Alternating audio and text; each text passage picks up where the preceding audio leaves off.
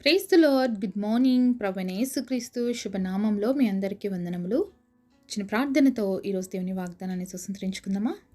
మమ్మల్ని ఎంతో మిక్కిలిగా ప్రేమించినటువంటి మా ప్రియ పరలోకమందున తండ్రి, మీ బంగారు పాదములకు వందనాలు. మరొక దినాన్ని మా జీవితాల్లో ఇచ్చారు ప్రభా. ఇది కేవలం నీ దయ మాత్రమే తండ్రి. ఈ దినమునకు అవసరమైనటువంటి మీ విలువైన మాటల చేత మా అందరితో ముచ్చటించమని, మమ్మల్ని అందరినీ దర్శించమని, మాతో మాట్లాడమని యేసు నామములో ప్రార్థిస్తున్నాం తండ్రి. ఆమేన్. ఈరోజు దేవుని వాగ్దానము ప్రసంగి గ్రంథం 5వ అధ్యాయం 7వ వచనం. నీ మటుకు నీవు దేవుని యందు భయభక్తులు కలిగియుండుము. ఎక్లీషియాస్టిస్ chapter 5 verse 7. Many words there are also diverse vanities, but fear thou God. దేవుడిచ్చినటువంటి అద్భుతమైన మాట కొరకు దేవుడికి సమస్తమైన మహిమ ఘనత ప్రభావములు చెల్లునుగాక. ఈరోజు దేవుడిచ్చినటువంటి మాటని మనం ఒక హెచ్చరికగా తీసుకోవాలండి. మనం ఏం చేయాలంట, మొదటిగా దేవుని యందు భయభక్తులు కలిగి ఉండడం నేర్చుకోవాలి. నీ మట్టుకు ఎవరినో చూసి కంపారిజన్ చేసుకోవడం కాదు, కానీ మరి ఎవరినో వాళ్ళు ఇలా ఉన్నారు కాబట్టి నేను కూడా ఇలా ఉంటాను అనుకోవడం కాదు, కానీ మన మట్టుకు మనము దేవుడి యందు భయభక్తులు కలిగి ఉండడం మనము నేర్చుకోవాలి. చాలాసార్లు మన భక్తి జీవితాన్ని ఎదుటి వాళ్ళతో కంపేర్ చేసుకుంటూ ఉంటాం. వాళ్ళకంటే నేను బాగున్నానులే, వాళ్ళకంటే నేను పరిశుద్ధంగా ఉన్నానులే, వాళ్ళకంటే నేను ఎక్కువ బైబిల్ చదువుతున్నానులే, వాళ్ళకంటే ఎక్కువగా నేను వాక్యం వింటున్నానులే, ఇలా మనల్ని మనము చాలాసార్లు హెచ్చించుకుంటూ ఉంటాము. మరి ఇవన్నీ చేసినంత మాత్రాన నిజంగా మనకు భక్తి ఉంది అని అనుకోవచ్చా అండి? మరి భక్తి ఎప్పుడు ఉంటుంది అంటే, దేవుడి దృష్టిలో ఎవరైతే ఆయన మాట విని దీనులుగా ఆయన మాటకి లోబడి విధేయత కలిగి ఉంటారో అలాంటి వాళ్ళంటేనే దేవుడికి ఇష్టం. అదే దేవుడు యాక్సెప్ట్ చేసేటువంటి భక్తి. కేవలం ఒక ఆచారంగా, ఒక అలవాటుగా చేసేది ఏది కూడా దేవుడికి నచ్చదండి. మన దేవుడు సర్వ సృష్టికర్త అయిన దేవుడు, ఆయన పరిశుద్ధుడు, ఆయన యథార్థవంతుడు. కాబట్టి మనము కూడా యథార్థవంతులుగా జీవించాలని దేవుడు ఆశిస్తాడు. ఇంకా కొంతమంది ఏమో వాళ్ళు అలా ఉన్నారు, వాళ్ళు తప్పులు చేస్తున్నారు, వాళ్ళు పాపాలు చేస్తున్నారు, వాళ్ళు దేవుడి మందిరానికి రారు, రెగ్యులర్గా ప్రేయర్ చేసుకోరు, వాక్యం చదువుకోరు, అయినా కూడా వాళ్ళ జీవితంలో అంత గొప్పగా ఆశీర్వాదాలు దేవుడిస్తున్నప్పుడు మరి నేను ఇంత భక్తి జీవితంతో ఉండి నాకేం ప్రయోజనం అని కూడా కంపేర్ చేసుకుంటూ ఉంటారండి. దేవుడు కృపామయుడండి. తగిన సమయంలో ప్రతి వారికి వచ్చే ఫలం అనేది వాళ్ళు పొందుకుంటారు. దేవుడు ప్రతి వారికి అవకాశం ఇస్తారు. వారు ఈరోజు పాపంలో జీవిస్తున్నారా, వాళ్ళు తెలియక తెలిసి చేస్తున్నారా, తప్పులు పట్టి దేవుడు వాళ్ళని చాలా హెచ్చరిస్తాడు. అలా లోబడనప్పుడు వాళ్ళ జీవితంలో వాళ్ళు పతనావస్థకి చేరిపోతారు ఖచ్చితంగా, ఎవరైనా సరే. కాబట్టి వాళ్ళు అలా ఉన్నారు, వాళ్ళ లోకంలో కలిసిపోయినారు, వాళ్ళ లోకంతో ఎంజాయ్ చేస్తున్నారు, బాగున్నారు కాబట్టి నేను కూడా అలానే చేస్తాను అంటే మాత్రం అది చాలా తప్పు. మరి దేవుడు వాక్యం ఈ విధంగా సెలవిస్తుంది, నీతిమంతులు ఆశీర్వాదమునకు, భక్తిహీనులు నాశనముకు నియమింపబడి ఉన్నారు అని. మరి ఏది చాయిస్ చేసుకుంటారనేది మన ఇష్టం అనమాట. మనం మంచిగా జీవించి దేవుడి చేత ఆశీర్వదించబడతామా, లేకపోతే దేవుడికి అవిధేయులమై మన ఇష్టానుసారంగా జీవించి నాశనానికి గురవుదామా అనేది మన చేతిలోనే ఉంది. కాబట్టి మన భక్తిని ఎవరి భక్తితో పోల్చుకోకూడదండి. మరి చాలామంది పైకి కనిపించకపోవచ్చు, కానీ వాళ్ళ ఇంటర్నల్గా వాళ్ళు దేవుడితో చాలా కనెక్టివిటీగా ఉంటారు. పైకి కనిపించాలనేటువంటి రూల్ అయితే ఎక్కడ ఉండదు. దేవుడికి మనసుతో సంబంధం. పైకి కనిపించేటువంటి ఆచార భక్తి, అలవాటు భక్తితో దేవుడికి ఏమాత్రం సంబంధము లేదు. ఈ విషయాన్ని ప్రత్యేకంగా దేవుని బిడ్డలుగా మనము గ్రహించాలి, గుర్తించాలి. నువ్వు ఆచారంగా ఎన్ని చేసినా దేవుడికి అది ఇష్టం ఉండదు. నువ్వు సంపూర్ణమైన మనసుతో దేవుడికి ఏది చేసినా ఆయన ఇష్టపడతాడు తప్ప మనుషులు చూడాలనో, మనుషులు మెచ్చుకోవాలనో, మనుషుల నుంచి నువ్వు అభిమానాలు పొందుకోవాలని చేసే ఏ ఒక్కటి కూడా దేవుడి దృష్టిలో అది నువ్వు దేవుడికి భయపడుతున్నావు అని, కానీ నువ్వు దేవుడికి లోబడుతున్నావు అని దేవుడు ఎప్పుడు డిక్లేర్ చేయడు.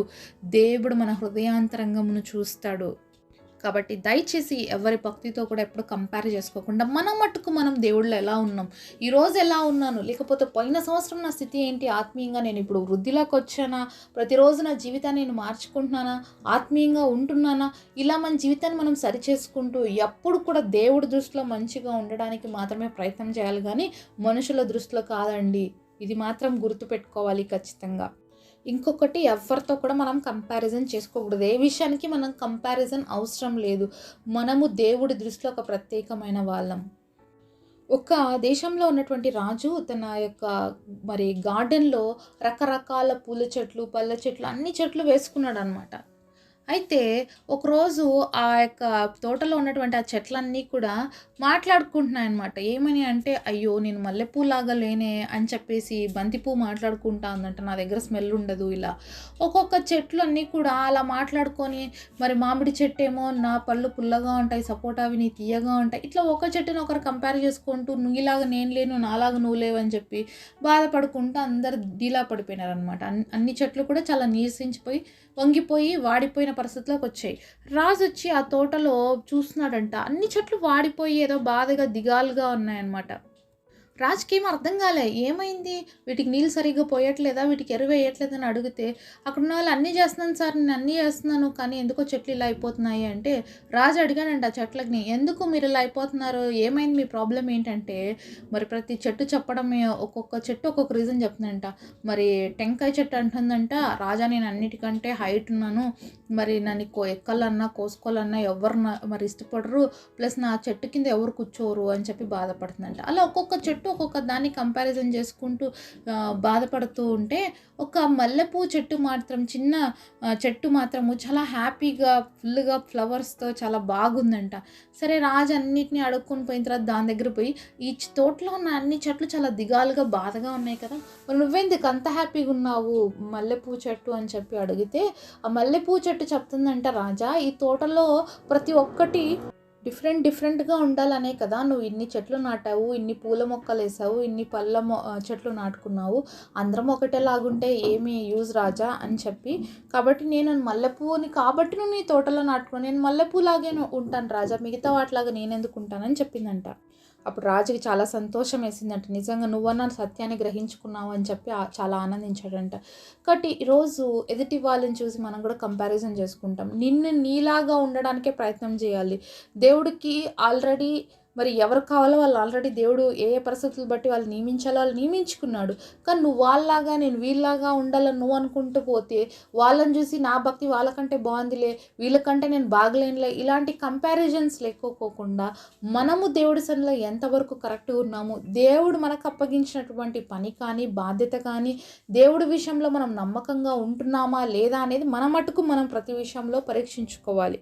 అంతేకాకుండా దేవుడు ఏవైతే మనకి ఇచ్చున్నాడో వాటిని బట్టి మనం కృతజ్ఞతాపూర్వకంగా ఉండాలండి. ఎప్పుడూ ఒకటి గుర్తుపెట్టుకోవాలి, మనం ఏంటంటే ఈరోజు మనం జీవంతో ఉన్నామండి.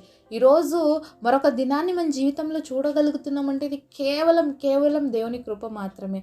మరి ఎంతోమంది మరణించారు, ఎంతోమంది మరి ఈ లోకంని విడిచి వెళ్ళిపోయారు. మరి ఒకసారి వాళ్ళని కానీ చూస్తే మనకు అనిపించాల్సిన విషయం ఏంటంటే, ప్రభువా నేను ఈరోజు బ్రతికి ఉన్నానంటే అది కేవలం నీ కృప అని మనం ప్రతిరోజు మన హృదయాన్ని, మన మనసుని దేవుని స్తుతితో నింపుకోవాలి తప్ప, మరి స్తుతిస్తూ దేవుని గణపరచాలి తప్ప కంప్లైంట్లు చేస్తూ ఇంకా గొనుక్కుంటూ మన జీవితాన్ని కొనసాగించకుండా ఉండాలి.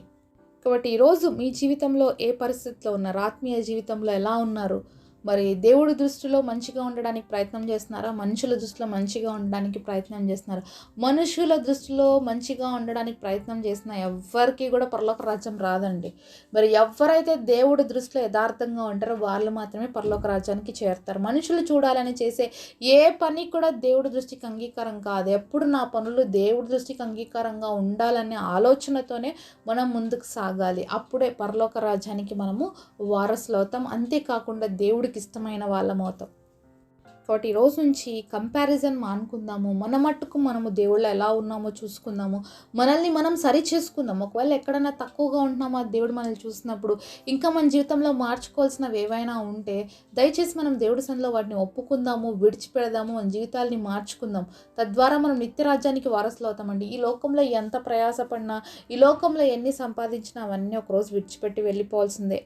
ఎప్పుడు మన దృష్టి పరలోక రాజ్యం వైపే ఉండాలండి. ఈరోజు మరణిస్తే నేను కళ్ళు ఎక్కడ తెరుస్తాను, ఇది మన మెయిన్ టార్గెట్. కాబట్టి ఎప్పుడు కూడా మనం పరిశుద్ధంగా ఉండడానికే జీవించాలండి మొదటిగా. అప్పుడే మనం పరలోక రాజ్యానికి వారసులు అవుతాం. ఈ లోకానుసారమైన జీవితము ఈ లోకంతోనే పోతుంది. కాబట్టి ఈ లోకంలో ఉన్న వాటి కోసం మనం ప్రయాసపడక మన గమ్యం ఏంటి, మన గురి ఏంటి అనేది ఖచ్చితంగా మనం తెలుసుకొని గురి వైపుకే చూస్తూ మనం ముందుకు సాగాలి. అలాగే దేవుడికి అంగీకార యోగ్యమైనటువంటి జీవితాన్ని మనం జీవించాలి. దేవుడికి మొట్టమొదటిగా మనము చేయాల్సింది ఏంటంటే విధేయత. దేవుడు చూసేది అదే. ఎందుకంటే ఆజ్ఞ అతిక్రమమే పాపమైంది. ఆ పాపమే ఈరోజు మానవ జీవితానికి నాశనం కలిగజేసింది. కాబట్టి మొదటి ఆదాము ద్వారా ఈ లోకంలోకి పాపం వచ్చింది. కడపటి ఆదాముగా యేసుక్రీస్తు ప్రభువారి ద్వారా విధేయత ద్వారా మరి తండ్రికి అంగీకార యోగ్యమైన బలిగా యేసుక్రీస్తు ప్రభువారు మన కొరకు అర్పించబడినారండి. కాబట్టి దేవుడు చూసేది ఎప్పుడు మన జీవితాల్లో విధేయత. ఒకవేళ అది కానీ మన జీవితంలో లేకపోతే ఈ రోజు నుంచి అలవర్చుకుందాము. మన మట్టుకు మనము దేవుడి యందు భయభక్తులు కలిగి జీవిస్తాము. దేవుడికి అంగీకార యోగ్యంగా జీవిద్దాము. అట్టి కృప దేవుడు మనందరికి దయచేయును గాక. ప్రియమైన యేసయ్య, మీరు మాతో మాట్లాడిన ప్రతి మాట కొరకే వందనాలు తండ్రి. అనేకసార్లు మా జీవితాల్లో ఆత్మీయ జీవితాన్ని కూడా ఇతరులతో కంపారిజన్ చేసుకుని ఎన్నోసార్లు నష్టపోయాం ప్రభావ. మాతో మాట్లాడిన ప్రతి మాట కొరకే వందలు. మా మటుకు మేము నీ యందు భయభక్తులు కలిగి ఉండడానికి, విధేయత కలిగి నీ దృష్టికి అంగీకార యోగ్యంగా జీవించడానికి మా అందరికీ కృపనివ్వమని యేసు నామములో ప్రార్థిస్తున్నాము తండ్రి. ఆమేన్.